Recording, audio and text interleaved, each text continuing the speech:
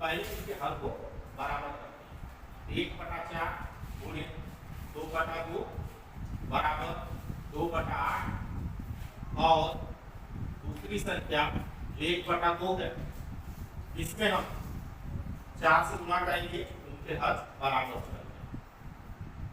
4 गुणा अब 2 और 4 इनके हरों को हम बड़ा करते हैं क्योंकि हमें 10 संख्या है। 2/8 दोनों के हर में अंश एवं हर में 10 से गुणा करते हैं।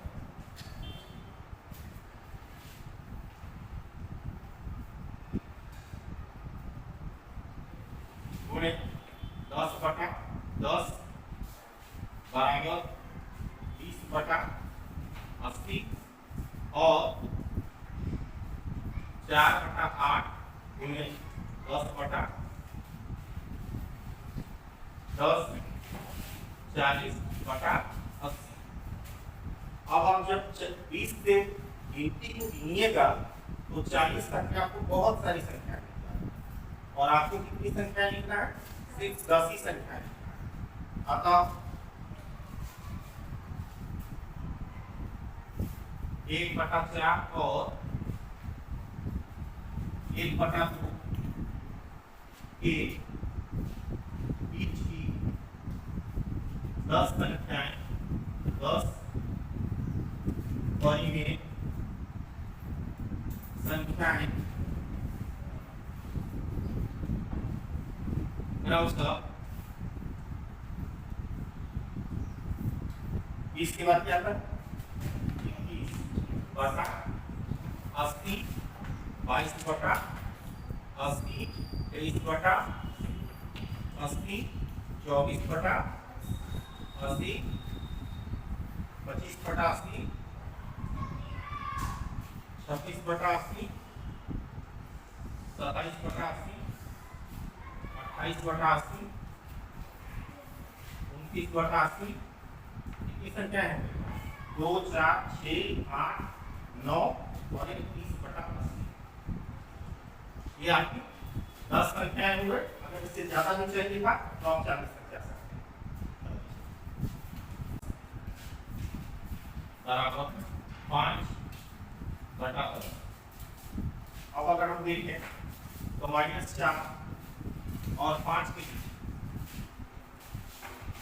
-3 -2 -1 0 1 2 3 4 1 2 3 4 5 6 7 8 की संख्याएं हैं। तो हम क्या करते हैं? इसके हर को -4/10 में 10 से गुणा कर देते हैं और -40/100 और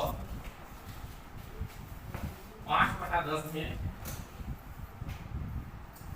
10/10 से गुणा करके और बड़ा करें 1/50/100।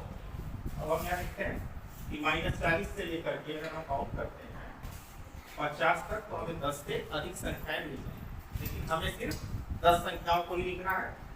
तो हम लिखेंगे कि -2/5 और 1/2 के बीच की 10 परिमेय संख्याएं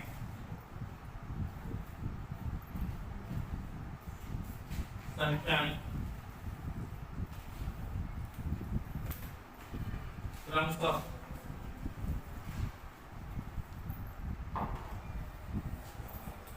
-40 से छोटा क्या बड़ा क्या होता है? -39/100 -38/100 ये बढ़ते कम चल रहे हैं -37/100। हम -35 की बजाय -35 को भी लिख सकते हैं -35/100 -32/100 माइनस 28/100 अब छोटा प्लस की हो जाता है -1/100 0/100 1/100 एवं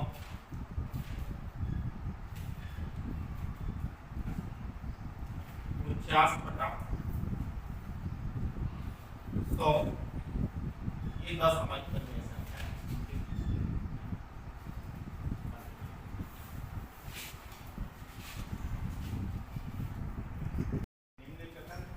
निम्नलिखित कथन सही है या नहीं? प्रत्येक पूर्णांक एक परिमेय संख्या है मीन्स अगर मान के चलो यहाँ पे शून्य है 1 2 3 हमने इसे लिखा 1/3 2/3 और इसे लिखा 1 1 2 3 इसे लिखा 4/3 5/3 और ये 2। यहाँ पे देखिएगा कि हमने कई बार आपको बताया है कि हम एक को चाहे तो 3/3 भी लिख सकते हैं और अगर हम इसे देखें तो हम इसे भी 6/3 लिख सकते हैं क्योंकि जब हम 3 को 3 से भाग करते हैं तो 1 आता है तो ये और दूसरा 6 को अगर आप 3 से भाग करते हो तो 2 आता है जो हमने ऊपर में लिखा है। तो हम ये पूछ रहे हैं कि 1 और 2 तो पूर्णांक तो क्या इसे हम परिमेय संख्या में कर सकते हैं? तो हाँ कर सकते हैं। क्यों? क्योंकि 1 को हम 3/3 परिमेय संख्या के रूप में लिख रहे हैं जहाँ पे 3/3 के फॉर्म में है और नीचे u जो है वह 0 नहीं। ठीक है, तो हम इसे लिखेंगे कि प्रत्येक पूर्णांक एक परिमेय संख्या है। हाँ ये सही,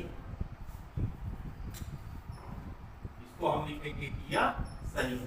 दूसरा, दो परिमेय संख्याओं के बीच पाई जाने वाली परिमेय संख्याएं असीमित है। तो हम दो परिमेय संख्याएं जैसे 1 और 2 हों, 3 के बीच में बहुत सारी अपरिमेय संख्याएं हैं। ठीक है, जैसे अगर इसी के बीच में देखोगे तो 2 और 1 को जोड़ दो 3 होता है। 30 को अगर आप 2 से भाग करो तो यहाँ जो है आपका 3/2 आ जाता है।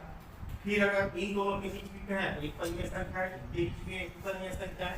मतलब किन्हीं भी दो परिमेय संख्याओं के बीच में भी असीमित परिमेय संख्याएं हैं, यह भी सही करना।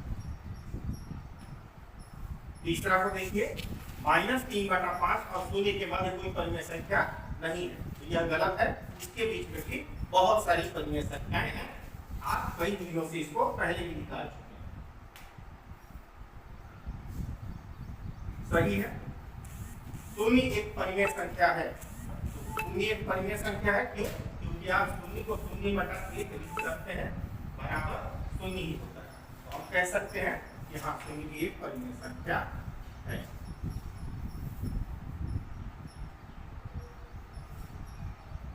यहाँ पे एक बात देखिए कि अगर इन दोनों के बीच में तो -2/5 हो सकता है, -2/5 हो सकता है, -1/5 हो सकता है, उसके बाद 0 हो सकता है। इनके बीच में भी तो कई परिमेय संख्याएं हैं, इसलिए सही सॉरी नहीं है, नहीं है। तो यहाँ पे क्या लिखेंगे? नहीं, जो बोल रहा है वो गलत बोल रहा है। इसके बीच में बहुत सारी परिमेय संख्या है ना, तो वहाँ पे नहीं लिखा हुआ, तो ये ऐसा है ना, वो गलत बोल रहा है, बहुत सारी नहीं। ठीक है,